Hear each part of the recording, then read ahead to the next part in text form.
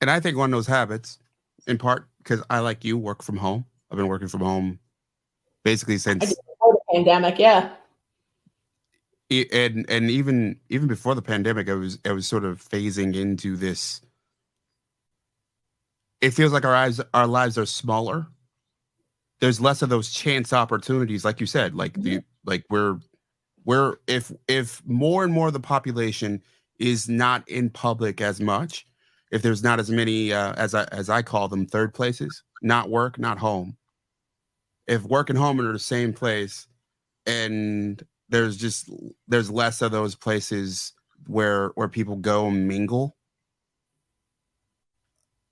it seems like there's simply less opportunity for the person to person relationship to be born. Mhm. So what are you So gonna do? exactly. So I think one option would be obviously contact someone like you. Correct. The other option would be grow some guts and get back into the world. You have to. So you now have created a goal. So here's the thing: I want to be in a relationship. So what steps am I going to take to be in a relationship? Am I going to hire a matchmaker? Am I going to hire a coach to help me, through the way? Am I going to, tell my friends and family? Am I going to create online dating profile? What am I going to do? How am I going to take that first initial, leap? COVID, I can name you a dozen matchmakers that had the best year they ever had in 2020. My first client I Wow. signed during the pandemic because it really put people, that's a great thing. Love is a pandemic proof industry. It's not going anywhere. Everybody wants some form of love in their life. It's about helping you make that decision to find it and helping you choose the right individual for you. What are your hardest clients like? I don't take them. You just won't take them. I won't take them. Yep. What's the I like like people who cutoff? are open-minded, who have a good, healthy relationship with matchmaking, who know what they want, who have a key goal. There's some people that just I've had conversations, they're just looking for a needle in the haystack, and I've said no. I'm not the person for you. I'll help you find somebody who is. So they're seeking a dream girl or dream guy that just doesn't exist. It could exist. It could just be really, really hard. Sometimes we have to get a little creative, and it might just be before I agree to take them on, I might have to do some research. I might really have to look. I might have to have conversations with other matchmakers. I might not be able to find the person that they're looking for. So sometimes it's about changing their mindset, or maybe it could just be coaching, and like I'll help you get to that individual or help you figure out a way. But that's the great thing is that I'm very, when we're having that initial conversation, it's also kind of an interview. I want to make sure one of the very first questions I ask people are you coachable? Are you excited about this process? Because if you're not, it's not going to work, because I need you to trust me. I am the subject matter expert. Who is less likely to trust you, men or women? I mean, it's men don't think they need matchmakers because men, women, we outnumber men. Women are graduating college and are more educated and earning more money and things of that nature. And then women on top of it, we, want children, and biologically, we can only have children to a certain age. Men don't feel that they need to work with a matchmaker, um, but they're still single. So matchmakers like yourself are overloaded with women. Yes and no. I mean, it's definitely it's it's tougher to find some men, but I take men and women clients. Some matchmakers only work with men. Some matchmakers only work with women. Who's harder to please, men or women? It's about an even. Really, even.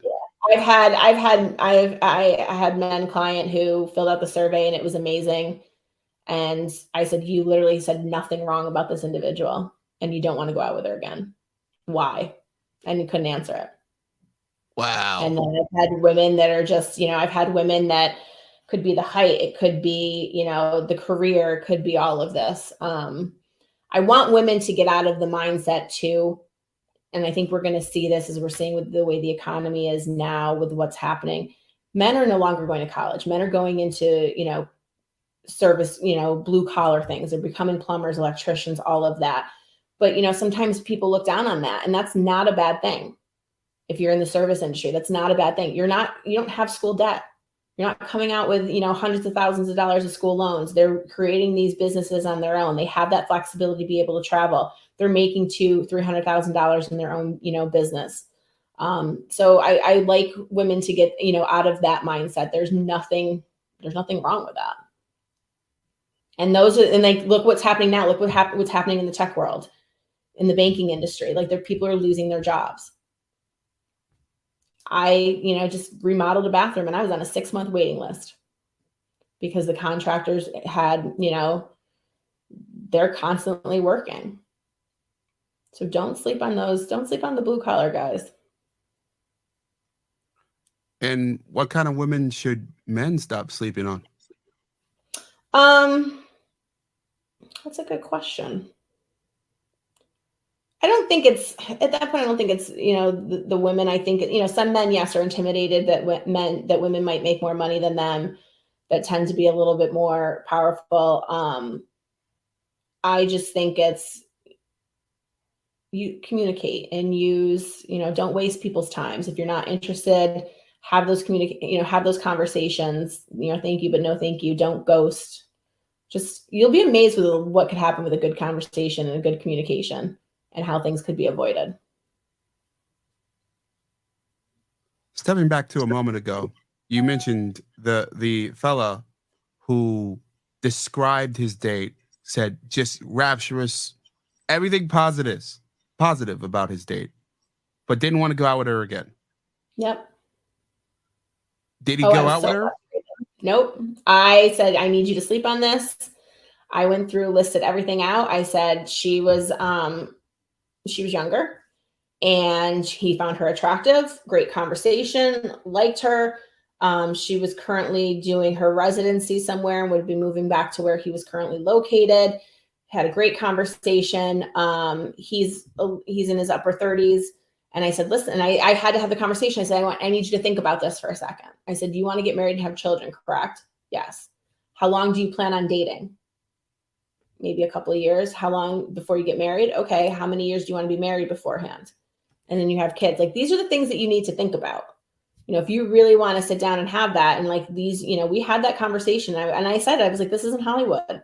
It's not going to be, bombs aren't going to go off. It's not going to be fireworks and all of this. Chemistry builds. You have to, for prime example, I dated a guy, we went on a date and I was like, I like him. I want to go out with him again. Second, third, fourth, fifth date. It was like, okay. I wasn't, attracted to him right away. I thought he was cute, but it wasn't like, oh my God, I can't wait to see him again. And that chemistry was building over time. And then within 9 months, I'm in love with this individual. Like, we're in a happy, healthy relationship. Like, those things are going to build.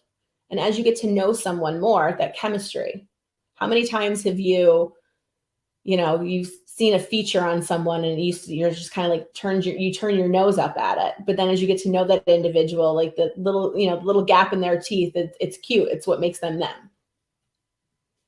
So I think people just tend to get out of their own way. They tend to self-sabotage. It's just a matter of, that, but again, that's why I'm here.